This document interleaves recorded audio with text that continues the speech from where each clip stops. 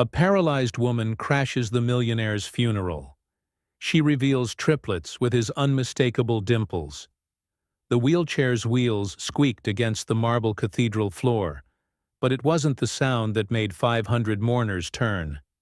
It was the three small children who followed, each bearing the dead millionaire's unmistakable dimpled smile. The morning of Richard Pemberton's funeral dawned gray and heavy, as if the sky itself had dressed for mourning. In a modest apartment across the city, Elena Vásquez sat before her bathroom mirror, applying lipstick with hands that trembled, not from fear, but from the magnitude of what she was about to do. "Mommy, why are you putting on the pretty dress?" 6-year-old. Sophia stood in the doorway, her cherubic face framed by dark curls, those distinctive dimples flashing as she smiled. Behind her, her brothers Marco and Gabriel jostled for position, identical dimples marking their cheeks like signatures. Elena's throat tightened. How did you explain to children that they were about to meet their father for the first and last time? That the man whose features they carried had chosen to erase them from existence? If you're ready to hear the whole story, click subscribe and let me know in the comments where you're watching from. Because tomorrow, I will be giving you another story just as interesting as this one, and you don't want to miss it. Now, let's get into it. We're going to say goodbye to someone important, she managed, maneuvering her wheelchair to face them. The chair, her constant companion for 7 years now, no longer felt like a prison. Today, it would be her chariot. Into battle. Is it Daddy? Gabriel, always the most perceptive, fixed her with Richard's same penetrating stare. The word hung in the air like an accusation. Elena had been so careful, showing them only old photos, telling them Daddy lived far away, that he loved them but couldn't visit. Lies wrapped in love, designed to protect hearts too young to understand rejection. Yes, baby, it's Daddy. What do you think? Should a mother protect her children from hard truths or prepare them for the world's cruelties? Share your thoughts. Below, 20 miles away, in a mansion that sprawled across manicured acres, Victoria Pemberton stood before her own mirror. The black Chanel suit hung perfectly on her slender frame, pearls at her throat, every hair in place. She looked like what she was, a senator's daughter who'd married well and spent 30 years perfecting the role of society wife. "Mrs. Pemberton?" Her assistant Janet appeared in the doorway. "The car will be here in 20 minutes. The governor has confirmed attendance, and the Times wants a statement about your husband's philanthropic legacy." Philanthropic legacy. Victoria's reflection didn't waver, though something twisted deep in her chest. Richard had been many things: brilliant, charismatic, generous with his public donations. But he'd also been distant, traveling constantly, working late, passwords on his phone, separate bedrooms for the last decade. "Tell them the Pemberton Foundation will announce a major new initiative next month," she said smoothly. Richard would want his work to continue. Would he? She realized she didn't actually know. 30 years of marriage, and she couldn't say with certainty what Richard would have wanted. They'd built a life that photographed beautifully, attended the right galas, supported the right causes. But lying alone in their king-sized bed last night, she'd struggled to remember the last time they'd really talked. Not about schedules or social obligations, but about dreams, fears, the things that mattered. "Ma'am?" Janet hesitated. "Security wants to review the church layout one more time, with so many dignitaries attending." "Of course." Victoria turned from the mirror, her mask of composure firmly in place. "We must ensure everything proceeds smoothly." But even as she spoke the words, something whispered in the back of her mind, a premonition, perhaps, that this day would be anything but smooth. Back in the modest apartment, Elena struggled with the zipper of her dress. Her hands, once so skilled they could ease away a patient's pain with precise therapeutic touch, now fumbled with simple tasks. The accident had taken so much: her career, her independence, her ability to dance with her children. "I'll help," "Mommy!" Sophia scrambled onto the bed, her little fingers working the zipper with the casual ease Elena had lost. "Thank you, Princess." The irony wasn't lost on her. She'd met Richard when he couldn't zip his own jacket, his shoulder destroyed in that skiing accident. She'd been his physiotherapist, young and idealistic, believing that healing bodies could somehow heal souls. He'd made her laugh with his frustration at his temporary helplessness, charmed her with stories of the empire he'd built from nothing. "You have magic hands," he'd told her after that first session, catching her fingers in his. "I haven't felt this good in months." Magic hands. Now those same hands could barely grip her wheelchair's rims on bad days. The car accident, rushing to the hospital when she'd gone into early labor, terrified and alone, had crushed more than vertebrae. It had crushed the fantasy that Richard would leave Victoria, that he'd claim his children, that love could overcome social boundaries. "Mommy, are you sad?" Marco climbed into her lap, careful as always not to hurt her. "No, baby," she kissed, his forehead right where Richard's dimple would have been if worry lines hadn't claimed that real estate. "Mommy's just thinking." "About Daddy?" "About being brave." The children exchanged glances, that uncanny triplet telepathy that still amazed her. Then Gabriel, her little warrior, straightened his shoulders. "We'll be brave too, Mommy. We're a team." A team. Yes, they were. They'd had to be. 3 babies, 1 paralyzed mother, and a father who sent monthly checks through his lawyer marked charitable donation, tax deductible, as if their existence was just another write-off, another problem to be managed from a distance. But today, distance died with him.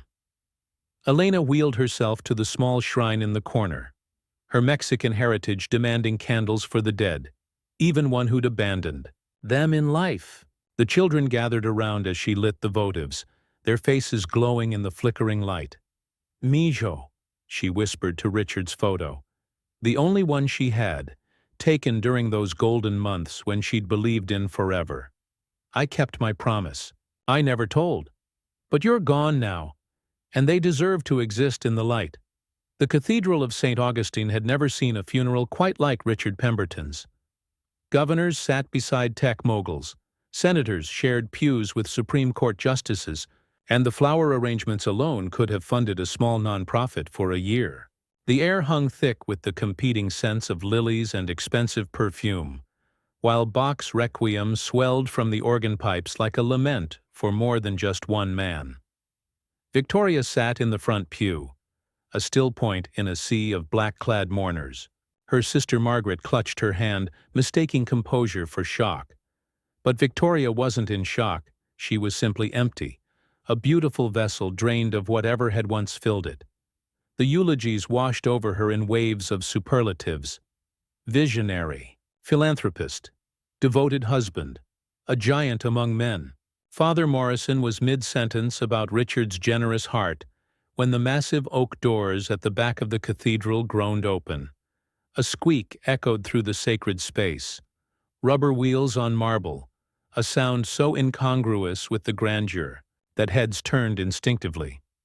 The funeral director, positioned by the door, moved to close it, assuming a latecomer.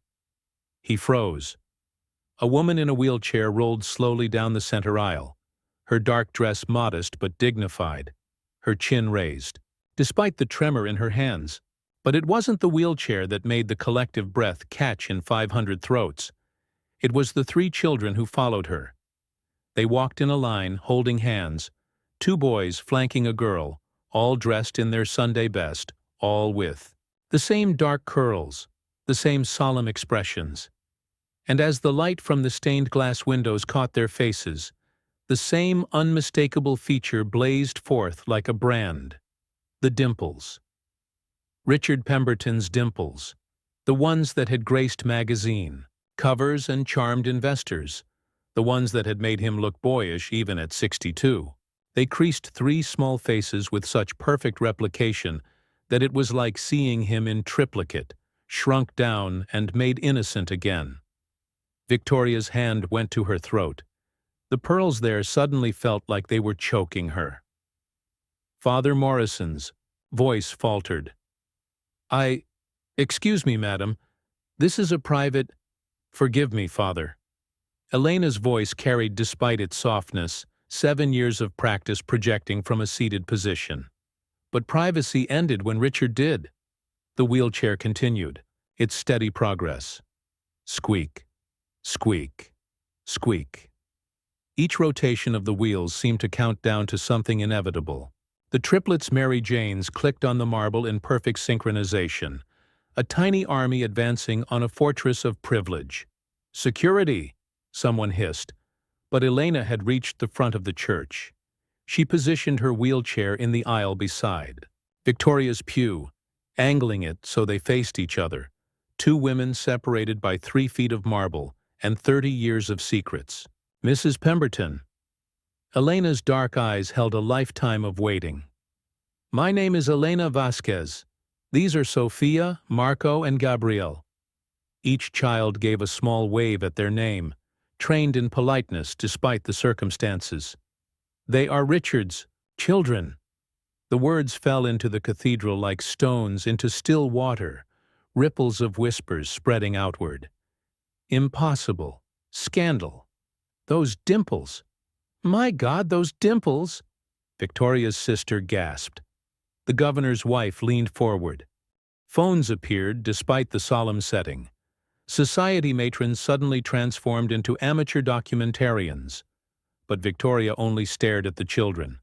Her husband's eyes looked back at her from 3 small faces, that particular shade of hazel, that shifted from green to gold depending on the light. Gabriel had Richard's stubborn jaw, Marco, his aristocratic nose. And Sophia, Sophia had his exact smile, down to the way the left dimple cut slightly deeper than the right. This is outrageous," Margaret sputtered. "How dare you interrupt—" "Let her speak." Victoria's voice cut through her sister's protest like a blade through silk. Elena's hands tightened on her wheelchair's arms. She'd rehearsed this moment 1,000 times, but nothing had prepared her for the reality of facing the woman whose shadow she'd lived in for 7 years. "I don't want money," Elena said, loud enough for the whispers to die. "I don't want scandal. But my children deserve to say goodbye to their father. They deserve to exist in the same room as him, just once." "Mommy," Sophia's voice wavered. "Is Daddy in the big box?" The innocent question shattered something in the cathedral's carefully maintained composure. The big box. The mahogany casket that had cost more than Elena's yearly rent, reduced to a child's simple understanding. "Yes, baby," Elena whispered. "Daddy's there." Marco stepped forward, drawn by 6-year-old curiosity and that Pemberton boldness. "Why is he in a box?" Father Morrison cleared his throat. "Perhaps we should—" "He's sleeping," Gabriel told his brother with the authority of a triplet who'd been born 3 minutes earlier. "Forever sleeping. That's what Mommy said." How do we explain loss to children when we barely understand it ourselves? Have you faced this challenge? Tell us below. Victoria watched this exchange with the sensation of falling through ice. These children, Richard's children, didn't even understand death yet. They'd been kept so far from his life that his death was just another absence, another confusion in a world that had never properly claimed them. How old are they? The question escaped before Victoria could stop it. 6, Elena replied. They turned 6 last month. 6. Victoria's mind raced backward. 6 years and 9 months ago, Richard had been recovering from that skiing accident. He'd been gone for weeks of physical therapy, coming home exhausted but somehow lighter, credited his remarkable recovery to an exceptional therapist. The pieces clicked into place with audible precision. You. Victoria's voice was barely a whisper. You were his physiotherapist, the one with the magic hands. Elena's chin lifted a fraction. Yes, the cathedral might have been a snow globe that someone had shaken. Everyone seemed frozen in tableau.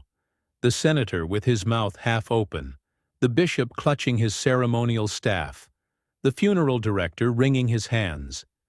Even the organ had gone silent, the organist too stunned to continue. But in the front, pew.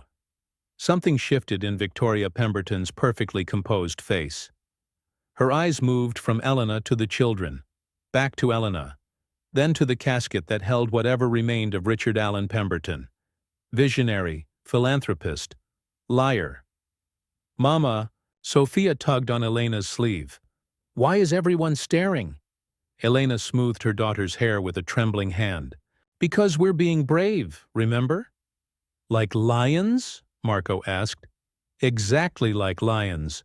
But lions didn't have to face the wounded gaze of a widow discovering her life had been built on sand. Lions didn't have to watch their children search a crowd of strangers for something they'd never had. A father's recognition, a place in his world, even posthumously. The dimples," someone whispered in the third row.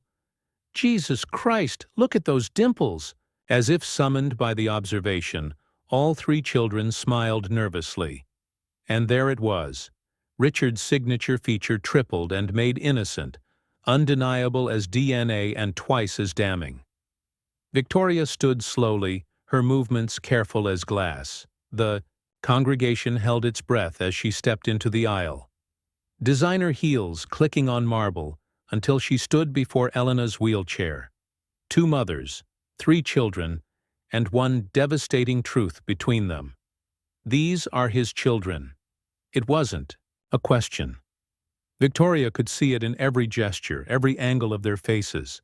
Richard had stamped himself on them as surely as if he'd signed his name. "Yes." Elena met her gaze steadily. "And I'm sorry. I'm sorry it's today, like this. But he died without ever—" Her voice cracked. "They deserve to know where they came from. Even if it's too late." The cathedral seemed to inhale, waiting for Victoria's response.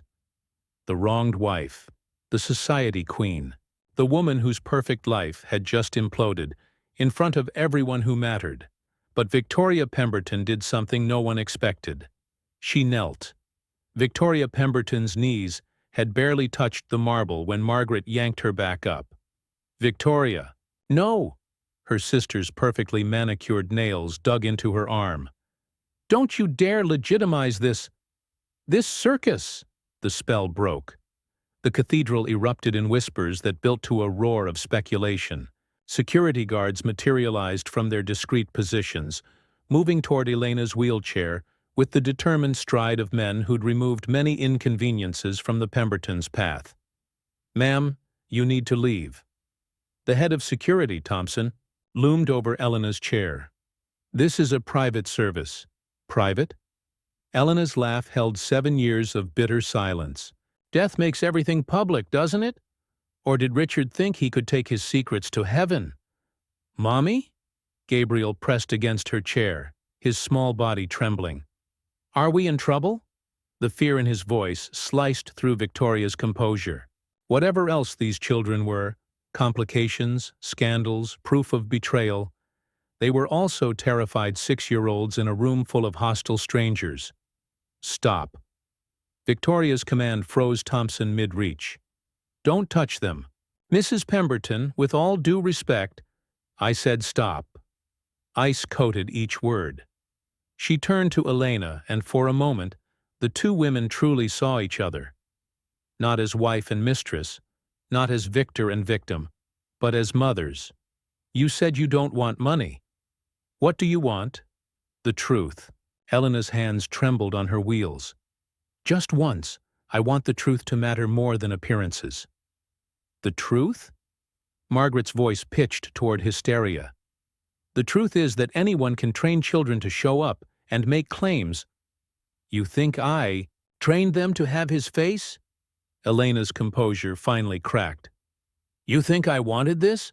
To raise 3 children alone? To explain why Daddy sent checks but never visited? To—" She stopped, breathing hard.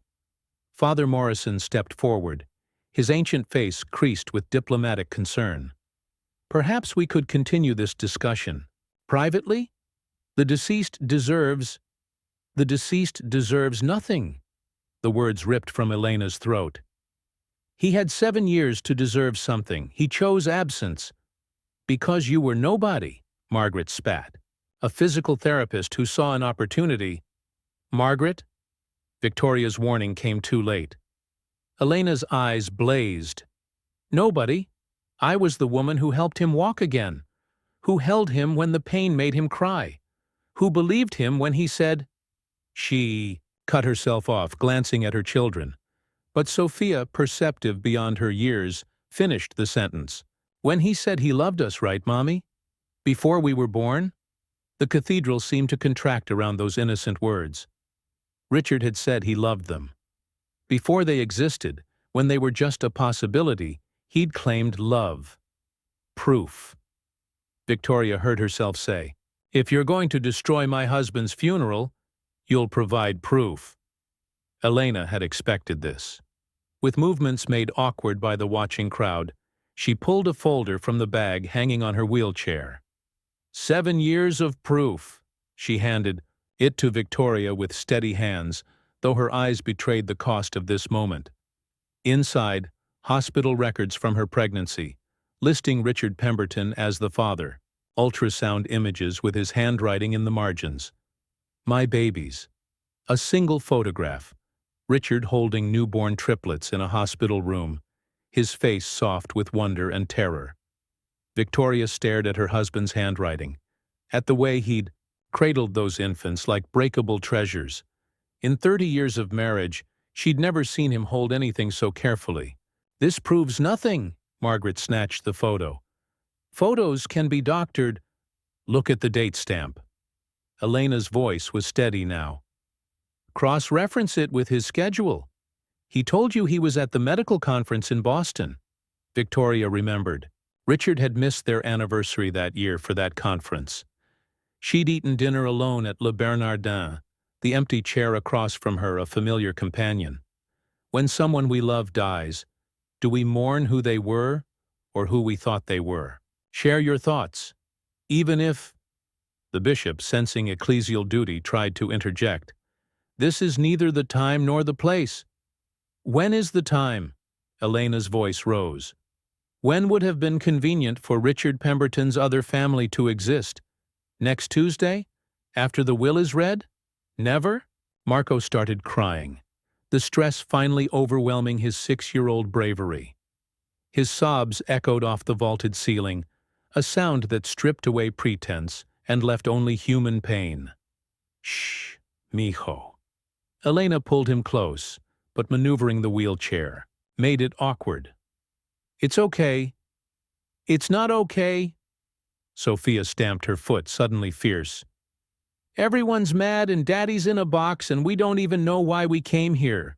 The raw honesty of childhood cut through the cathedral's judgment. Here were 3 children who didn't understand stock options or social hierarchies.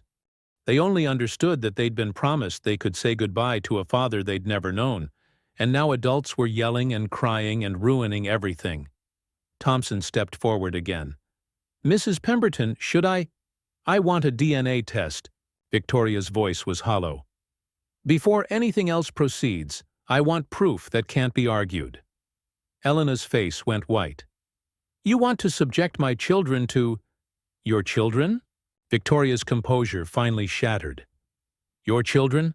What about my marriage? My 30 years? My... She stopped, breathing hard, aware that phones were recording every word. The governor's wife leaned over to whisper something undoubtedly calculating. The Times photographer adjusted his lens. Even at a funeral, the machinery of scandal ground on. Fine. Elena's chin lifted. Test them. Test them right now if you want. But they're staying for the service. Absolutely not. They deserve to hear their father eulogized. Steel entered Elena's voice. They deserve to sit in the same room as his body. Once, just once, Gabriel, the quiet one, suddenly spoke. We brought flowers. He held up a small bouquet of drugstore carnations, wilted from being clutched too tightly. Mommy said we could put them on the box. The contrast was devastating.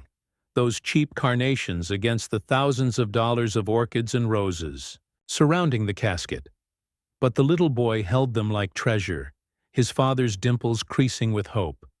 Victoria stared at those flowers, at those faces, at the woman in the wheelchair who'd loved her husband when he was broken, and been broken. In return, the resistance was still there, every instinct screaming to protect her position, her reputation, her carefully constructed life. But those dimples, God help her. Those dimples were Richard's last confession, written in genetics instead of words. "Thompson," she said quietly, "find them seats. In the back." "Victoria, you can't—" Margaret started. "I can." Victoria turned back to the altar, to the casket that held whatever remained of her marriage. "It's my husband's funeral. I decide who stays." As Elena wheeled toward the back, Sophia broke free and ran to Victoria, tugging on her designer skirt. "Are you our other mommy? Mommy said Daddy had another family." The question hung in the air like incense, sacred and suffocating. Victoria looked down at the little girl. Richard's eyes, Richard's dimples, Richard's audacity in miniature. I'm your father's wife." "Oh." Sophia considered this. "Are you sad too?" The simple question threatened to undo 30 years of practiced composure. Was she sad? Or was she just empty, hollowed out by the discovery that her life had been a parallel narrative, never the whole story? "Yes," Victoria whispered. "I'm sad too." Sophia nodded solemnly, then pressed the wilted carnation she'd been holding into Victoria's hand. "For you. Mommy says flowers help sad." Then she ran back to her mother, leaving Victoria holding a dying flower and the weight of a truth that had arrived too late to matter, or perhaps just in time to destroy everything. The thunder began during the final hymn, a low rumble that seemed to rise from the earth itself. By the time Father Morrison delivered the final blessing, rain lashed against the stained glass windows with biblical fury.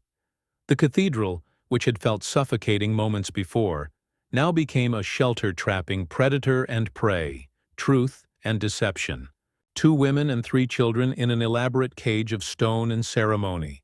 "The cemetery service will need to be postponed," Father Morrison announced, water already pooling at the entrance as staff struggled with the massive doors. "Perhaps we could reconvene in an hour." But the weather had other plans. Lightning split the sky with such violence that the lights flickered, and the rain became a solid wall of water, turning the cathedral steps into waterfalls. "Everyone please remain seated," the funeral director called out, his professional calm fraying. "We'll wait for a break in the storm." Victoria stood frozen by the casket, still clutching Sophia's wilted carnation. The congregation milled uncertainly. Titans of industry reduced to weather refugees, their scheduled power lunches drowning in the deluge outside. "Mrs. Pemberton?" Father Morrison appeared at her elbow. "Perhaps you'd be more comfortable in the vestry. You and the family situation." The family situation. Elena sat in the back row, her children pressed against her, Gabriel's drugstore flowers still clutched in his small fist. The space between front and back had never seemed more vast or more fragile. "The children must be frightened," Victoria heard herself say. Margaret grabbed her arm. "Don't you dare!" "They're 6 years old, Margaret." Victoria pulled free. "Whatever else they are, they're 6 years old and trapped in a strange place during a storm." She walked down the aisle, the same path Elena had wheeled up just an hour ago, aware of every eye tracking her movement. When she reached the back pew, Elena's hands tightened on her wheels, a prey animal recognizing approach. "There's a room," Victoria said quietly. "The bride's room, off the vestry. It would be more comfortable for the children to wait there." Elena's dark eyes searched her face, looking for the trap. "Why? Why indeed?" Victoria couldn't explain the compulsion that moved her, only that the image of 3 children huddled in fear moved something maternal that transcended betrayal. "Because the storm isn't their fault," she said simply. Thunder crashed again, and Marco whimpered. That decided it. Elena nodded once, sharp and wary, and began wheeling toward the side door Victoria indicated. The bride's room was a cruel irony, all white lace and hope, designed for beginnings, not endings. Victoria had used it 30 years ago, adjusting her veil before walking down that same aisle toward Richard. Now she held the door for his other family, time folding in on itself like origami made of pain. The children immediately gravitated toward a low window seat, noses pressed to the rain-lashed glass, their fear of the storm temporarily forgotten in childhood's easy fascination with nature's drama. "Look," Sophia pointed. "The trees are dancing." "They're not dancing," Gabriel corrected. "They're fighting, like in Dragon Warriors." An uncomfortable silence settled between the two women. Elena positioned her chair near her children but angled toward the door, ready to flee if necessary. Victoria stood by the wall, arms crossed, still clutching that pathetic carnation like evidence in a trial. "Dragon Warriors?" she finally asked, desperate for neutral ground. "Their favorite show," Elena replied stiffly. "About brothers who—" She stopped. "It doesn't matter," but Marco had heard. "It does matter. They're triplet dragons who have to find their daddy dragon because he got lost in the shadow realm, and only their combined power can—" "Marco." Elena's voice held gentle warning. The parallel was too obvious, too painful. 3 children searching for a lost father. Victoria turned to study a faded print of Jesus blessing children, wondering if God enjoyed irony or just had a cruel sense of timing. What do you do when life forces you to share space with someone who's shattered your world? "Tell us your story below." "He used to watch it with them," Elena said suddenly. "On his phone during our sessions. He'd prop it up while I worked on his shoulder, laughing at their jokes." Victoria's chest tightened. "He never watched television at home." "No?" Elena's smile was bitter. "He said it helped with the pain, the laughter." Another piece of Richard that Victoria hadn't known, gifted to a stranger. How many versions of her husband had existed?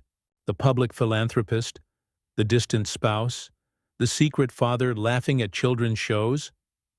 Lightning illuminated the room in stark relief, and the lights went out.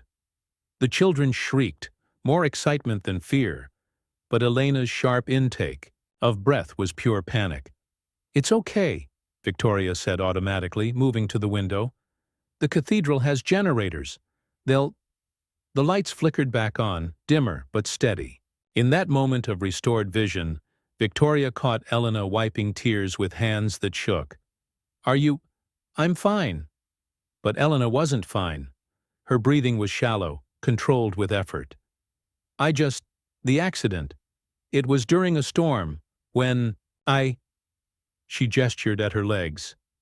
"Mommy doesn't like thunder," Sophia announced, abandoning the window to climb carefully into Elena's lap. "But we protect her, right, boys?" The triplets surrounded their mother's chair like tiny sentinels, and something in Victoria's chest cracked. This woman, this interloper who'd destroyed her funeral, her reputation, her careful life, was loved. Purely, simply, fiercely loved by 3 small humans who saw her not as scandal or threat, but as the center of their universe. "Tell me," Victoria said suddenly. "Tell me about the accident." Elena's eyes widened. "Why?" "Because we're trapped here until the storm passes, and I need to understand something. Anything." Elena studied her for a long moment, then nodded slowly. "I was 7 months pregnant. High risk because of the triplets, but I was managing. Then one night I started bleeding. Richard he was with you. At some gala, the Embassy Foundation dinner." Victoria remembered. She'd worn the blue Valentino and Richard had actually complimented her. Said she looked radiant. They'd even danced briefly before he'd gotten a call and stepped out. I called him 15 times. Elena's voice was steady, but her knuckles were white. Finally, I knew I had to get to the hospital myself. The rain was like tonight. Biblical. A drunk driver ran the red light. My God! The babies survived. Miracle, they said. But my spine... Elena shrugged, the gesture eloquent in its simplicity. Richard arrived the next morning. With flowers, orchids, so expensive I was afraid to touch them. He held the babies, all three at once, and cried. Promised he'd take care of everything. And he did, Victoria said slowly. The monthly payments. Charitable donation. Elena's laugh was hollow. That's what the check said. Like we were a tax write-off. The storm raged on, sealing them in this strange bubble of forced intimacy. The children had discovered a box of toys meant for restless, flower girls and were constructing some elaborate game involving Gabriel's drugstore flowers as magic wands. He told me about you, Elena said suddenly. How brilliant you were. How you'd built your political career before you even met. How he wasn't good enough for you, but you'd chosen him anyway. Victoria's throat closed. He said that? Every time he tried to end things with me. Victoria deserves better. Victoria would never forgive this. Victoria, Victoria, Victoria. You haunted every moment, even when... Elena stopped, glancing at the children. Even when they made love. The unspoken words hung between them like a shared wound. But he couldn't stay away, Victoria said, not a question. No. He said I made him feel useful, needed. That watching me fight through the pain to walk made him feel like he could fight too. Elena's voice dropped. I was so stupid. I thought that meant something. Thunder shook the building and both women looked to the children, who had moved from fear through fascination to boredom. The emotional journey of childhood compressed into 40 minutes. Mommy, Marco approached. When can we give Daddy the flowers? Elena and Victoria exchanged glances. The storm showed no signs of breaking, but neither did the strange détente that had formed in this white room. Soon, baby, Elena said. When the rain stops. What if it never stops? Gabriel asked with 6-year-old philosophy. Victoria surprised herself by answering, Then we'll find another way. There's always another way. But even as she said it, she wondered if that were true. Some storms passed, but others just taught you to live wet. And somewhere between thunder strikes, two women who should have been enemies found themselves sharing the same leaky shelter, waiting for a break in weather that might never come. The lights flickered again. And in that stutter between dark and light, Victoria noticed the bag hanging from Elena's wheelchair. Worn leather, medical insignia barely visible. The same kind Richard had carried to therapy. You kept it, she said without thinking. His therapy bag. Elena's hand moved protectively to the leather. It's all I... She stopped, but her fingers traced the embossed initials. RJP, Richard James Pemberton. Mommy, can we play with your special papers? Sophia had already unzipped the bag, her little hands diving for the treasure within. No, mija. But it was too late. Papers spilled across the white carpet. Not the official documents Elena had shown earlier, but something far more intimate. Letters, handwritten on Richard's personal stationery. Photographs. A leather journal with a worn spine. Victoria's breath caught. She knew that handwriting, had seen it on 30 years of anniversary cards that said so little. But these pages were covered, margin to margin, with words that seemed torn from somewhere deep. Elena lunged forward in her chair, trying to gather them, but her limited mobility made it impossible. Please, just... My Elena, Victoria read aloud from the nearest page, her voice hollow. Every night I lie beside her and think of you. Is that cruelty or honesty? Both, probably. You asked me yesterday why I can't leave, and I gave you excuses about money, reputation, connections. But here's the truth I'm too coward to speak. I don't know who I am without the life I built. But God help me, I know exactly who I am with you. The storm outside seemed to pause, as if nature itself leaned in to hear secrets 7 years buried. Don't! Elena's voice broke. Please, those weren't meant… For me? Victoria laughed, sharp and bitter. No, clearly not. She picked up another letter, dated just after the accident. My broken bird, how do I fix what I destroyed? The doctors say you'll never walk again, and it's my fault. If I hadn't been at that damned gala, pretending to be the husband Victoria deserves, you would have called me. I would have driven you. Our babies would have a mother who could run with them. Elena was crying now, silent tears that she didn't bother to hide. The children, sensing adult distress, abandoned their game to cluster around her chair. Why is Mommy sad? Marco demanded, glaring at Victoria with Richard's eyes turned protective. But Victoria couldn't answer. She was staring at a photograph that had fallen face up. Richard in a hospital bed, Elena beside him in scrubs, both laughing at something off camera. He looked alive, present, like a man she'd never met wearing her husband's face. That was the day he finally managed 10 steps, Elena whispered. He said I performed miracles. I told him the only miracle would be getting him to do his exercises at home. He never did them, Victoria heard herself say. Claimed he was too busy. Because he scheduled extra sessions instead. 3 times a week, then 4 then. Elena gestured helplessly at the children. Have you ever discovered that the person you loved was someone entirely different than you believed? How did you find the strength to move forward? Gabriel picked up the leather journal, too young to understand the weight of what he held. Is this Daddy's book? Yes, baby. Give it to… He wrote about us. Gabriel's face lit up as he recognized his own name on a page. Look, Marco, Sophia. He wrote our names.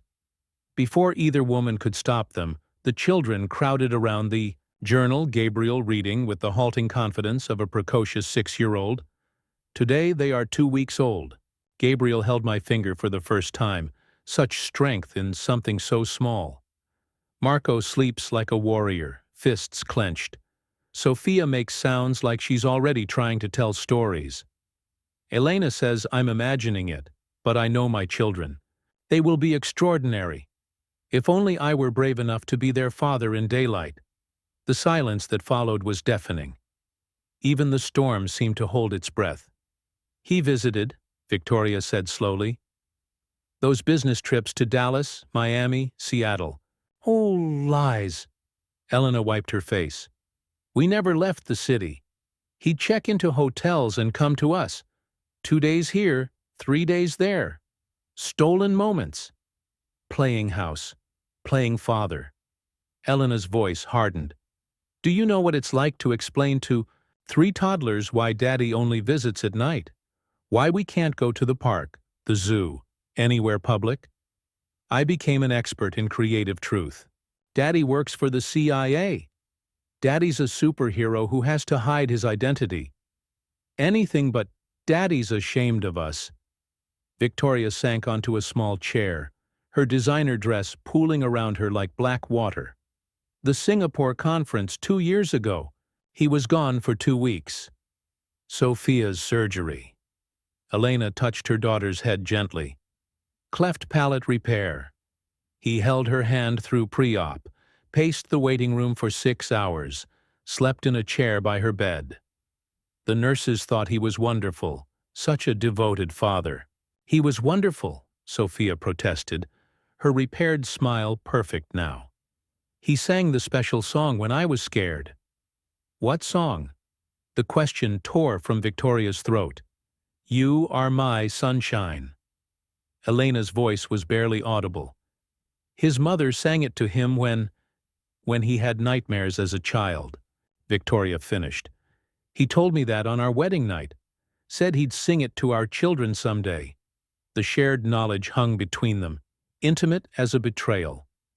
Richard had given them the same stories, the same promises, the same carefully rationed pieces of himself. Thunder crashed directly overhead, and the lights went out again. In the darkness, Victoria heard Elena whisper, "I have one more thing. Something I couldn't." When the generators kicked in, Elena was holding a small velvet box, the kind that housed expensive apologies. "He gave me this the night of the accident, before the gala, said he'd made a decision." She opened it with trembling fingers. Inside lay a simple platinum band, engraved with a date, 7 years in the future. He said, 7 years. When the children are old enough to understand, when I've arranged everything properly, when I can give you the life you deserve without destroying the life I built. 7 years, and I'll marry you properly."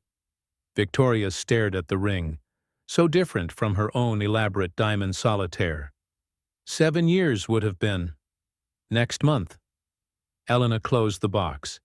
He died 3 weeks before his self-imposed deadline.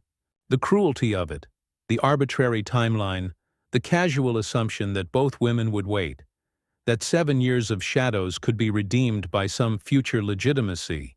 It was so perfectly Richard. Strategic, even in love, managing hearts like portfolios. "I hate him." Victoria's voice came from somewhere primal. "I hate him for dying before I could ask why. Why wasn't I enough? Why wasn't she enough? Why did he need both lives?" "Because he was broken," Elena said simply.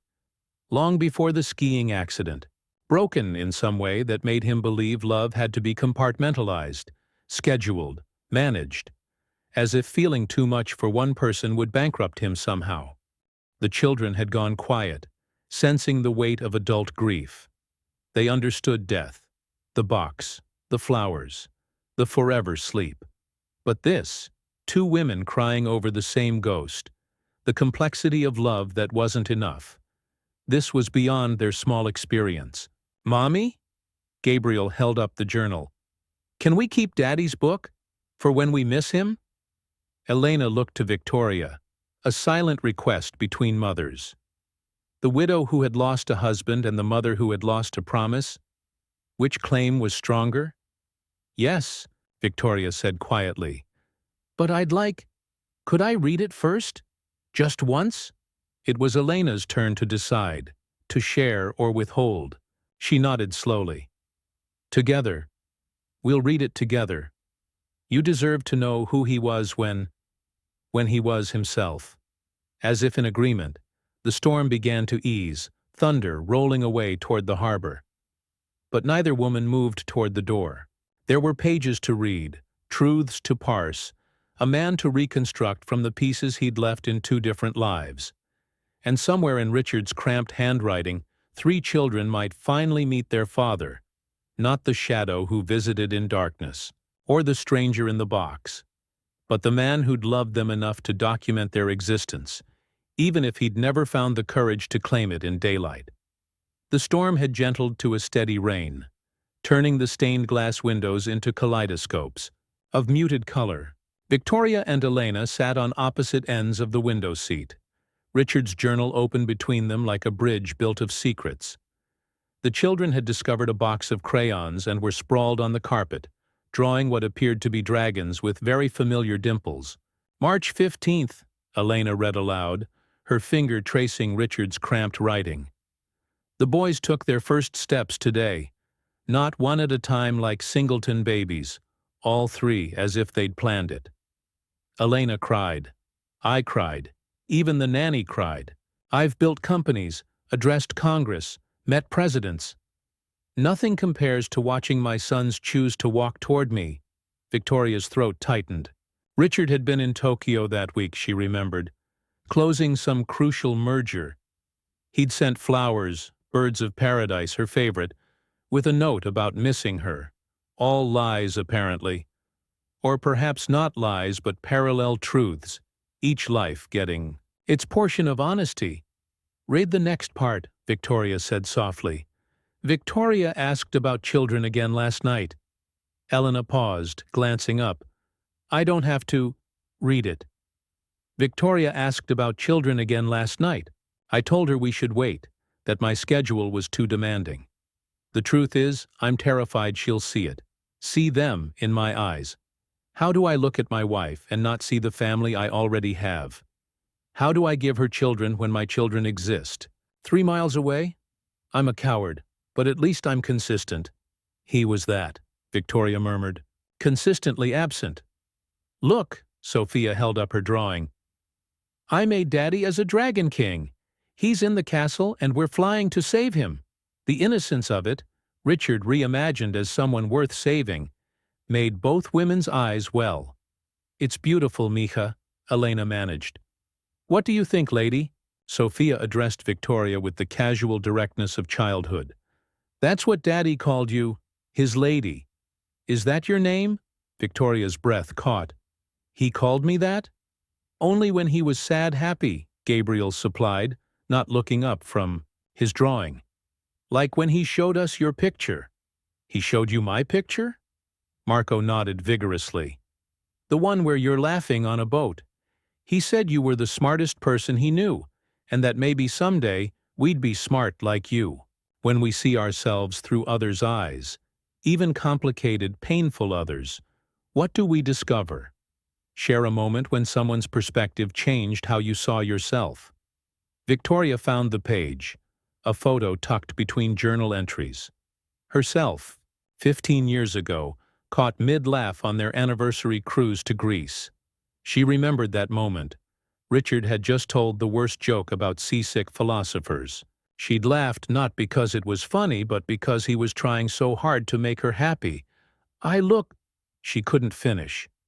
Alive, Elena supplied quietly. You look alive. They returned to the journal, reading in turns now, constructing a man from fragments. Elena makes me want to be better than I am. Victoria reminds me how far I have to go. Between them, I live in the gap of my own potential. The children have my dimples, but Elena's heart, thank God. They love without conditions, forgive without keeping score. Saw Victoria speak at the Children's Hospital fundraiser tonight. She raised $2 million in 40 minutes.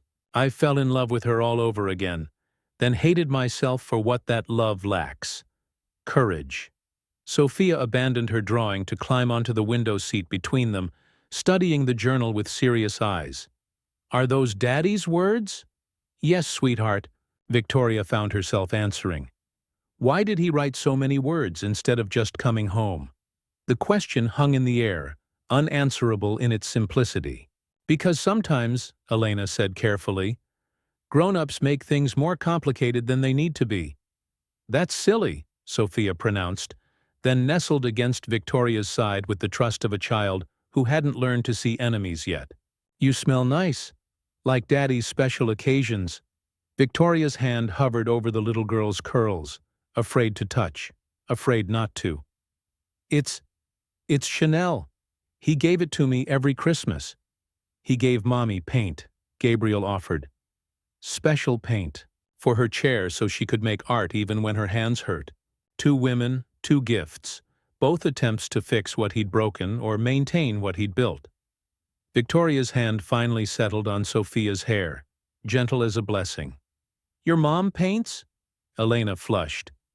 Just therapy stuff, after the accident to help. With motor control. She's really good. Marco jumped up, energized by the topic. She painted our whole room with dragons and castles, and a secret door that looks real but isn't.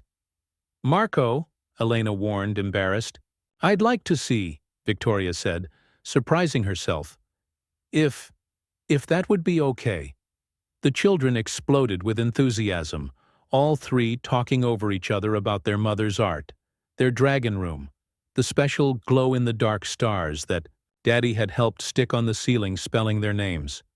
Victoria watched Elena's face transform as her children praised her, saw the woman Richard had fallen for. Not the interloper or the scandal, but a mother who'd turned wheelchair limitations into castle walls, pain into paint, absence into dragons that could be defeated. June 23rd, Elena read, having found another entry. Victoria and Elena would like each other in another life. They both see through my bullshit, both push me to be more than my fears. If I were a better man, I'd introduce them. Let them compare notes, join forces. God help me then. A laugh bubbled up from somewhere deep in Victoria's chest. Inappropriate, bordering on hysterical. He was right. We would have destroyed him. Elena's mouth twitched. Joint custody of his conscience. Scheduled visitations with his better nature. Mediation for his ego. They were both laughing now, the sound mingling with the rain's rhythm. The children looked up from their drawings, delighted by this unexpected turn. "Mommy's happy laughing," Sophia clapped. "Not sad laughing." "There's a difference?" Victoria asked. "Oh yes," Gabriel said solemnly. "Sad laughing is when her eyes don't match her mouth. Happy laughing is when everything matches." These children, Victoria realized, had become experts at reading micro-expressions, at parsing adult emotions for safety cues.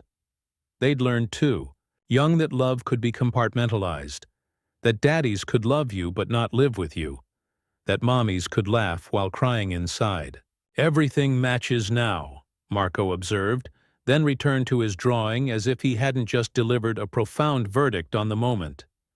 Elena met Victoria's eyes over the journal, and something passed between them. Not forgiveness, exactly, but recognition. They'd loved the same flawed man, raised their lives around his absences, found ways to thrive despite the gaps he'd left. They were not friends, might never be, but they were something rarer, co-survivors of Richard Pemberton's particular brand of love. "One more?" Elena asked, indicating the journal. Victoria nodded. There would be time later for anger, for lawyers, for the messy untangling of two lives he'd bound together without their consent. But for now, in this white room with rain painting the windows and 3 children drawing dragons, they could share the man they'd both lost. "Today I am the father of 3 perfect children, and the husband of 1 extraordinary woman," Elena read. "I am also the husband of another extraordinary woman, and the father of no one. I am 2 men living 1 life, or 1 man living 2 lives. Either way, I am not enough for any of them. But God help me, I love them all." Silence settled over the room, broken only by the scratch of crayons and the rain's diminishing drum. Somewhere in the cathedral, 500 guests waited for resolution. But in the bride's room, 2 women and 3 children had found something rarer than resolution. They'd found a moment of grace, fragile as stained glass but just as capable of transforming light into something beautiful. The door burst open with such force it bounced off the wall. Margaret stood in the doorway, her face twisted with triumph and fury, flanked by 2 men in expensive suits who could only be lawyers. "There you are!" She stormed into the room, her heels striking the floor like gavels. "Do you have any idea what's happening out there? The bishop is beside himself.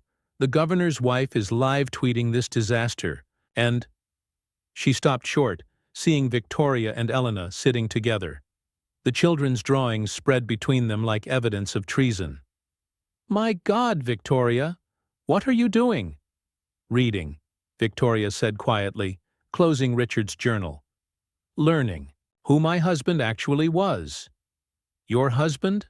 One of the lawyers, Brennan, from Richard's firm, stepped forward. "Mrs. Pemberton, I strongly advise against any further communication with this woman. As executor of your husband's estate, I must inform you that Mr. Pemberton's will has very specific provisions." "The will?" Elena's face drained of color. "He always said he'd take care of his legitimate family," Margaret spat. "Yes, he did. Every penny, every property, every stock option goes to Victoria. Your children aren't even mentioned." The words fell into the room like stones into still water. Even the rain seemed to pause, as if nature itself recoiled from such cruelty. "That's not—" Elena's hands trembled on her wheelchair arms. "He promised. He wrote it down. He said when the 7 years were up, Promises from a married man to his mistress aren't legally binding, Brennan said coldly. Mr. Pemberton's will was updated 6 months ago. He was quite clear about his wishes. 6 months ago. Elena's voice was hollow. After Sophia's surgery. After he held her hand and sang. Victoria stood slowly, Richard's journal clutched against her chest. Let me see it. Victoria, don't be ridiculous, Margaret snapped. You don't owe this woman anything. She's nothing but a... I said, let me see it. Brennan produced a leather folder, exchanging worried glances with his colleague. Mrs. Pemberton, I should clarify that contesting your husband's will could be extremely costly. Victoria snatched the document, scanning the legalese with practiced eyes. 20 years in politics had taught her to read between lines, to find the truths buried in subclauses. And there it was, brutal in its simplicity. I leave my entire estate to my beloved wife, Victoria Pemberton, trusting in her wisdom and discretion, to honor all charitable obligations I have undertaken. Charitable obligations. Even in death, Richard had reduced his children to a tax write-off. Mommy! Gabriel had abandoned his drawing, sensing the shift in atmospheric pressure. Why is everyone angry again? Elena pulled him close, all three, children instinctively clustering around her chair. It's okay, mijo. We're going to go now. But we didn't give Daddy the flowers. We'll come back another time. No. Margaret stepped between Elena's wheelchair and the door. You won't. You'll sign a non-disclosure agreement, take whatever final charitable donation Victoria feels generous enough to provide, and disappear. You've done enough damage. When the systems meant to protect us become weapons against the vulnerable, how do we choose between legal right and moral truth? Margaret, Victoria started. No, I've stood by for 30 years while you played the perfect political wife to a man who gave you nothing but distance and dignity. And now you're what? Bonding with his whore? Looking at baby pictures? Are you insane? Don't use that word in front of... Elena tried to cover Sophia's ears, but the damage was done. What's a whore? Sophia asked, her innocent voice cutting through the tension. The silence that followed was deafening. Even Margaret had the grace to look ashamed, though it quickly transformed back to anger. You see? She gestured wildly. This is what happens. When you legitimize... Stop. Victoria's voice could have frozen hell. Brennan, is there any provision in the will for Richard's children? Unknown children cannot be provided for. I'm not asking about unknown children. I'm asking about Gabriel, Marco, and Sophia Vásquez, born 6 years ago at Presbyterian General, father listed as Richard Pemberton on their birth certificates. Brennan shifted uncomfortably. There's no mention of any children other than, well, you and Mr. Pemberton had no children. By choice? Victoria's laugh was bitter. Or because he already had 3? Victoria. Margaret grabbed her sister's arm. You cannot seriously be considering what? Basic human decency? Victoria shook her off. Look at them, Margaret. Look at those children and tell me they don't deserve their father's name, his legacy, something more than charitable donations and secret visits. They deserve what Richard chose to give them, Margaret snapped back. Which was nothing. He made his choice, Victoria. He chose you. He chose legitimacy. He chose to be a coward. The words exploded from Elena, 7 years of suppressed rage finally finding voice. He chose to have everything without risking anything. He chose to love us in the dark, and you in the light and himself above all. How dare you? How dare I? Elena wheeled forward, her children scattering. I was 25 when I met him. 25 and stupid enough to believe that love conquered all, that patience would be rewarded, that 7 years was a reasonable price for legitimacy. I gave him my youth, my body, my career. I named my children after his suggestions. I kept his secrets, made his excuses, turned his absence into adventure stories so they wouldn't grow up hating him. And for what? For what? She held up the velvet box with the promise ring. For this? A promise that died with him? A 7-year plan that ended 3 weeks too soon? You knew what you were getting into, Margaret said coldly. You chose to have children with a married man. I chose to love. Elena's voice cracked. I chose to believe him when he said he'd never felt alive until he met me. When he said Victoria was politics, but I was poetry. When he said, stop, Victoria's word cut through the air like a blade. Her face had gone white, her knuckles blanched around the will. He said that? Politics and poetry? Elena nodded miserably. He said you were his mind, but I was his heart. That he needed both. To be whole. His mind. Victoria laughed, sharp and broken. 20 years of law school, building my career, my connections, reduced to his mind. And you, your body, your youth, your sacrifice, just his heart. As if we were organs he could transplant at will. Mommy? Marco tugged at Elena's sleeve. Can we go home now? I don't like it here anymore. But Brennan stepped forward, papers in hand. Before anyone goes anywhere, Ms. Vásquez, you'll need to sign these documents acknowledging that you have no claim on the Pemberton estate, that any previous financial arrangements were charitable gifts, and that you will not pursue any public acknowledgement of... She'll sign nothing. Victoria's voice was steel. Victoria, be reasonable. Reasonable?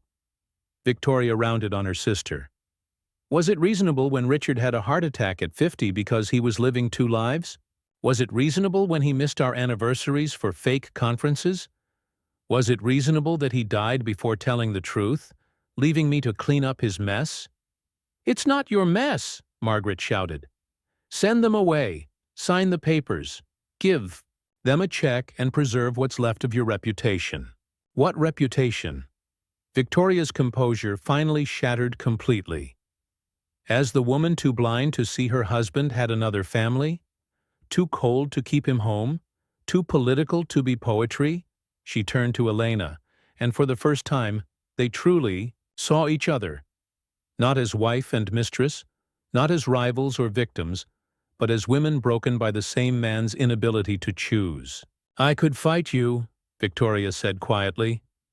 My lawyers are better, my connections stronger. I could bury you in legal fees, paint you as a gold digger, make sure these children never see a penny. Elena's chin lifted, tears streaming. I know. Or, I could give you what Richard promised. Honor his 7-year plan. Give the children their birthright. Victoria's voice dropped to a whisper. But I don't know if I'm that good a person. I don't know if I can look at those dimples for the rest of my life and not hate them for being the proof that I was never enough. The children had gone silent, that terrible stillness of small creatures sensing danger. Sophia buried her face in Elena's lap. Gabriel and Marco flanked their mother's chair like tiny guards. Their faces, Richard's face, set in defensive terror. We don't need anything, Elena said brokenly. We've survived 7 years without legitimacy. We'll survive 7 more. 70 more. Just let us say goodbye to him.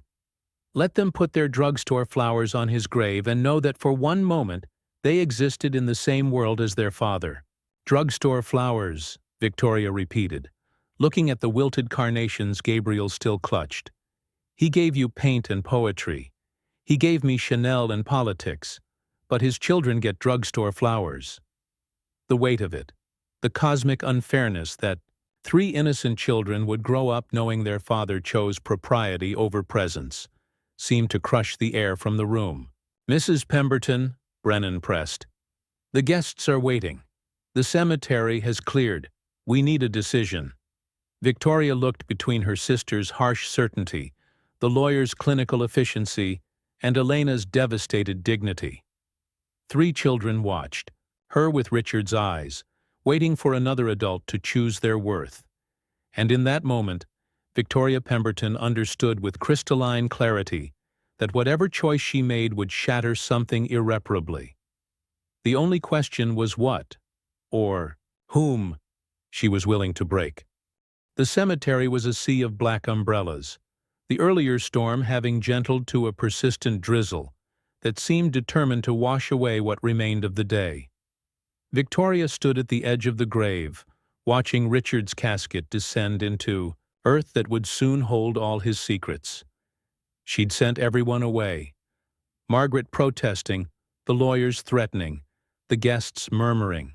Even Elena and the children waited in the cathedral parking lot, as agreed. This moment, this choice, she needed to make alone.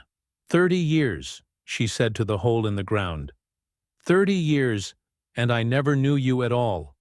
The cemetery workers stood at a respectful distance, waiting to finish their work. But Victoria wasn't ready. Not yet. She pulled Richard's journal from her coat, its leather cover already spotted with rain. All those words, all those justifications, all those declarations of divided love. Her finger found a passage she'd marked. If I could split myself in two, I would. One Richard for Victoria, the man she deserves, brilliant and distant and appropriate. One for Elena, the man I become in her presence, soft and present and foolishly hopeful. But we only get one self, and mine has failed them both. You got that right, Victoria whispered. When we stand at the crossroads between who we've been and who we could become, what guides our choice? Fear or love? Past or future? Share your moment of decision. In the distance, she could see them, Elena in her van, specially equipped for her wheelchair. 3 small faces pressed against the windows. Waiting. They'd driven 7 years in the shadows, and even now, even at the end, they waited for permission to exist. Victoria's phone buzzed. Margaret. The lawyers say if you don't act within 24 hours, the will stands as written. Please, Vic. Think of your future. Think of the Senate seat. Think of everything you've worked for. Everything she'd worked for. 20 years building a political career alongside a man who'd been building a parallel life. Every campaign photo, every power couple profile, every perfect marriage puff piece, all of it constructed on quicksand. But those children.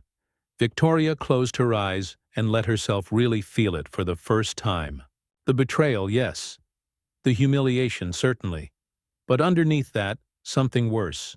The waste. All those years she could have had children of her own if Richard hadn't convinced her to wait. All those nights she could have been held by someone who was actually present. All that love she could have given to someone capable of receiving it wholly. And Elena, 25 when it started, 32 now, her youth spent in service to a 7-year promise that died 3 weeks too soon. Paralyzed trying to save the babies Richard couldn't acknowledge. Raising 3 children on charitable donations and stolen moments. They'd both been robbed. Different thefts, same thief. Victoria's heels sank into the wet earth as she walked to her car. Each step felt like a choice. Toward what, she wasn't sure yet. Her driver held the door, careful not to meet her eyes. Everyone was careful now, treating her like crystal that might shatter at a breath. Ma'am? He hesitated. The lawyers asked me to remind you. Tell the lawyers, Victoria said evenly, that I'll handle my husband's legacy in my own way. She directed him to where Elena's van waited, its handicapped placard like a badge of all the things Richard had cost her. As Victoria's town car pulled alongside, she could see the children clearly. Gabriel still clutching those drugstore flowers. Marco's face fierce with protective instinct. Sophia's tears leaving tracks on the window fog. Elena's window rolled down. They looked at each other across the space between vehicles, 2 women shipwrecked by the same storm. Follow me, Victoria said simply. Where? To the grave. They deserve to say goodbye. Elena's face crumpled. But your sister, the lawyers, are not burying their father today. Victoria's voice was steady now, the decision crystallizing like ice. Your children are. The procession back to the grave was surreal. The senator's widow's car leading the mistress's van. Dignity and scandal united in grief. The cemetery workers scrambled back, confused by this breach of protocol. Victoria helped Elena maneuver her wheelchair over the wet ground, their umbrellas creating a small shelter. The children hung back, suddenly shy in the presence of the actual grave. Go on, Elena urged gently. Give Daddy your flowers. Gabriel stepped forward first, always the brave one, and laid his wilted carnations on the coffin. These are for you, Daddy. I picked the red ones because they looked happy. Marco followed, adding his offering. I'm sorry they're not fancy. Mom said it's the thought that counts. Sophia went last, but instead of placing her flowers, she clutched them tighter. If I give them to him, I won't have anything left. The broken wisdom of it. Understanding already that giving to the dead meant having less for the living, made Victoria's chest ache. You'll have memories, she found herself saying, kneeling in the mud beside the little girl. And stories. And she looked up at Elena, then back at Sophia's tear-stained face. The choice, when it came, was surprisingly simple. And you'll have more than that, Victoria continued. You'll have your father's name, his house, his legacy, everything he should have given you while he was alive. Elena's intake of breath was sharp. Victoria, you don't... Yes, I do. Victoria stood, her designer funeral suit ruined, her perfect image shattered, her future uncertain. But for the first time in 30 years, she felt entirely herself. Richard made his choice, to love two families but claim only one. Now I make mine, to honor all his debts, not just the legal ones. The will says I should handle his charitable obligations with wisdom and discretion. Victoria's smile was sharp as winter. I can't think of a greater charitable obligation than his children. Can you? Margaret's shriek of rage could probably be heard from the parking lot, but Victoria found she didn't care. The lawyers would threaten, the gossips would feast. Her political career might never recover. But watching Sophia finally place her flowers on her father's coffin, seeing Elena's shoulders shake with 7 years of suppressed sobs, feeling the weight of Richard's journal in her pocket, full of love he'd been too cowardly to live, Victoria knew she'd chosen correctly. What happens now? Elena asked, her voice small. Now? Victoria looked at the grave where Richard Pemberton, husband, father, coward, complicated man, would rest with all his secrets finally exposed. Now we bury him. Then we figure out how to live with what he left us. All of it. The rain had stopped. Somewhere beyond the clouds, sun was trying to break through. And at the edge of a grave that held one man but affected so many, two women who should have been enemies stood together, watching 3 children say goodbye to a father they'd barely known, but would now, finally, be allowed to claim. The choice was made. Now came the harder part, living with it. 6 months later, the morning sun cast long shadows across Fairview Cemetery, painting the headstones in shades of gold and gray.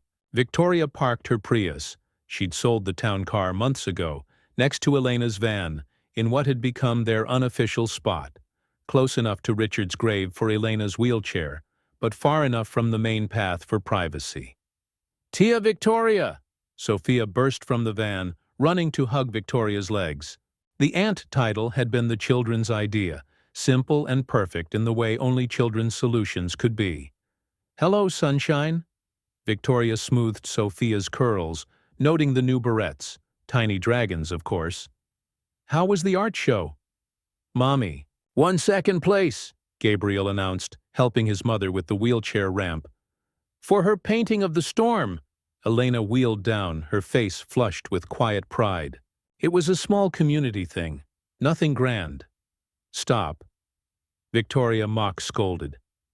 We've talked about this. No minimizing achievements. They fell into step, or wheel, naturally, the children running ahead to their father's grave. 6 months had worn smooth the sharp edges of their strange family geometry. Not friends exactly, but something rarer. Co-mothers to Richard's memory, co-keepers of his complicated legacy. The headstone was simple now, Victoria having replaced the ostentatious monument Richard's lawyers had ordered. Just his name, dates, and below, father, husband, human. "We brought him news," Marco announced, pulling papers from his backpack. "Our report cards, all A's." Except Marco got a B in handwriting, Gabriel corrected, earning a shove from his brother. "Daddy had terrible handwriting too," Victoria said, settling onto the small bench she'd had installed. "I used to tease him that doctors weren't the only ones with illegible writing." The children laid their report cards against the headstone, a ritual they'd developed, sharing their achievements with the father who'd never seen them. Elena positioned her chair beside the bench, and for a moment, they all just existed in the morning quiet. "The trust papers came through yesterday," Victoria said eventually. "It's official. The children are beneficiaries, with you as trustee until they're 25. Elena nodded. They'd spent months with lawyers, better ones than Brennan, who'd been mysteriously let go from Richard's firm after some financial irregularities came to light. The solution had been elegant. Richard's estate remained intact, but a new trust ensured his children would receive their inheritance. Not charity, not donations. Birthright? Margaret still not speaking to you? She sent a fruit basket last week, Victoria laughed. Progress, I suppose, though the card said, hoping you've come to your senses. Have you? Victoria watched the children, who'd discovered a caterpillar and were debating whether it would become a butterfly or moth. I'm running for Senate. Elena's eyes widened. But I thought... So did I. Thought the scandal would end me. Turns out voters appreciate honesty. My poll numbers have never been higher. Victoria's smile was rueful. Apparently, woman chooses, compassion over convention plays well in focus groups. You didn't do it for votes. No, Victoria agreed. I did it because 3 children deserved better than drugstore flowers on their father's grave. As if summoned, Sophia appeared with a handful of wildflowers. They grew abundantly now in the plot Victoria had arranged to be planted. Look, the remember-me-nots came back. Of course they did, Elena said softly. Some things are persistent. What grows in the spaces grief leaves behind? What beauty can bloom from broken ground? Share your story of unexpected growth, the children. Settled into their routine. Gabriel reading from a book about dragons. Marco showing off his improved handwriting. Sophia distributing flowers with careful precision. They included Victoria now in their gravesite rituals, as natural as breathing. I've been thinking, Elena said quietly, about what Richard wrote, that in another life we'd have been friends. We're not friends, Victoria said, just as quietly. We're family. The most unconventional, scandalous, complicated family in Connecticut. Maybe, but family. Elena's laugh was wet. He'd hate this, you know.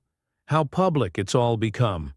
The feature in the Times, your Senate campaign including us, the children, using Pemberton Vásquez at school. He'd have hated it, Victoria agreed. But he'd have loved seeing them this happy, this free. And they were free. Free to exist in daylight, to claim their names, to stop translating their father's absence into adventure stories. The trust fund meant Elena could focus on her art therapy practice instead of just surviving. It meant the children could attend the same excellent schools as their Pemberton cousins, once Margaret finally thawed enough to allow meetings. Tia Victoria, Marco called. Tell Daddy about the science fair. So she did, adding her voice to the children's chatter. Building. A father out of stories for children who'd have substance instead of shadows. Elena added details, corrections, laughter. Two women who'd loved Richard Pemberton despite his failures, raising his children to be better than his compromises. "I dream about him sometimes," Elena admitted as the children played. "Not the Richard I knew, or the one you knew, but a third Richard, the one he could have been if he'd been brave enough to choose wholeness over halves. The poetry and the politics in one person," Victoria mused. "The mind and the heart integrated. Would we have loved that version?" Victoria considered it. "I don't know. Maybe that's the tragedy, that we fell in love with pieces because the whole was too afraid to exist." Sophia returned, plopping between them on the bench despite the tight fit. "Mommy says we're having dinner at Tia Victoria's tonight. Can we see the room again?" The room, Richard's home office, which Victoria had transformed into a space for the children when they visited. Painted with dragons, naturally, a compliment to Elena's artwork. A place where they could exist in the house their father had shared. With Victoria, bridging worlds he'd kept separate. "Of course," Victoria promised. "And I have a surprise. Your grandmother, your father's mother, is coming to visit next week. She wants to meet you." The children exploded with questions, and Elena met Victoria's eyes over their heads. Another bridge built, another separation healed. Richard's elderly mother had cried when Victoria called, had whispered, "I always wondered," through her tears. As the sun climbed higher, they prepared to leave, dinner to cook, homework to supervise, a life to live that honored the dead by embracing the living. The children kissed the headstone goodbye, a ritual that no longer brought tears. "Same time next month?" Elena asked as they reached the cars. "Same time next month," Victoria confirmed. But Marco tugged her sleeve. "Tia Victoria, do you think Daddy can see us now? All together like this?" Victoria knelt to his level, seeing Richard's eyes in his son's face, but also something more. Elena's warmth, her own growing influence, the unique spark that was purely Marco. "I think," she said carefully, "that wherever your daddy is, he's finally at peace. Because his whole family is together, taking care of each other, the way he always should have. Even if it's different than regular families? Especially then," Victoria assured him. "The best families are the ones that choose each other, even when it's complicated." As they drove away in their separate cars toward their shared dinner, Victoria caught a glimpse in her rearview mirror. Richard's grave, no longer a monument to secrets, but a marker of transformation. Two women who'd been divided by one man's fear had chosen unity over bitterness. Three children who'd lived in shadows now thrived in sunlight. And somewhere, perhaps, Richard Pemberton finally rested in the peace that comes from seeing your failures, redeemed by the choice of others to love better than you did. The dimples that had once been proof of betrayal now flashed freely in three young faces at Victoria's dinner table that night, as Elena helped serve a meal they'd cooked together. As an unconventional family wrote its own rules for healing. Some stories end with death. The better ones begin there, in the space between what was lost and what can still be found, between the love that wasn't enough and the love that chooses to be more. In the Pemberton Vásquez household, for that's what both homes had become, redemption came not through forgetting the past, but through transforming it into foundation for a future Richard couldn't have imagined but would have wept to see. His children laughing at one table, his wives, for they would always be that to each other, building something beautiful from the rubble of his broken promises. Love, it turns out, is not a pie with limited pieces. It's a garden that grows wherever courage plants it, tended by hands that choose connection over convention, forgiveness over fury, and family over the simple definitions that try to contain it.